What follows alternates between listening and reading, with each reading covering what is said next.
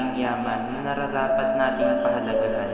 Isang yaman na kung ating iingatan, saya'y madaranasan. Isang karangalan ng buong bayan, kaya't pagmasdan at bigyang kahulugan upang maunawaan ang bawat sambayanan. Sa bawat pagsabong ng vulkan, sa bawat pagkasunog ng kagubatan, sa bawat bagyong dumaraan, sa bawat bahang ating niraragasa sa daan.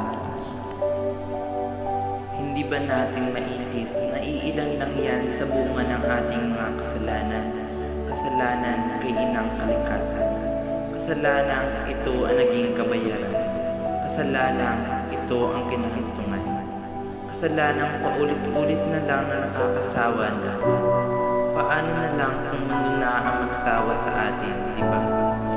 Ang mundo'y kaya mabuhay nang wala ang tao, pero tayong mga tao, hindi natin kaya mabuhay kung wala ang mundo. Ito ay masakit na katotohanan. Tayo na ang nakikinabang, tayo pang sumisira sa ating kalikasan. Huwag na nating hintayin na manghuli pa ang lahat. Yung tipong sa pagtama sa atin ng init ng panahon ay malulusaw ang ating mga balat. Mga oras, minuto, segundo ay tumatakbo patungo sa pagkasira ng ating mundo. At pag nangyari yun, may magagawa pa ba tayong mga tao? Hindi ba't wala? Kaya panahon na upang itama ang ating mga pagkakamali. Sa mundong ating ginagalawan, imulat natin ang ating isipan. Iligtas, alagaan at pangalagaan ang ating kalikasan.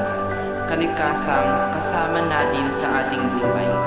Tayo ay magkaisa para sa kabutihan, para sa kabataan at sa inang bayan. Ito'y ibinigay sa atin ng may kapal upang pangalagaan, hindi upang sirain. Kaya ipagpasalamat natin ito sa may kapal. Atin na ngayong pagnilayan ang mga dapat nating gawin sa ating kalikasan. Ito'y buong puso nating mahalin at huwag pababayaan. Dahil tayo lang din naman ang maaapektuhan, kaya sa huling mga letra at salitang pinagtugma-tugma ko, naway ito'y pakinggan. Ang kalikasan ay biyaya ng Diyos. Ang alagaan ito ang kanyang utos. Ngayon, ano ba ang ating dapat gawin? Magkaisa na tayo upang ayusin. Hindi pa uli ang lahat. Simpleng paglilinis ay mayroong pagbabago. Huwag nating sayangin ang bawat minuto. Ugaliin natin ang bawat isa ay disiplinado tungo sa kapayapaan at kaligtasan ng ating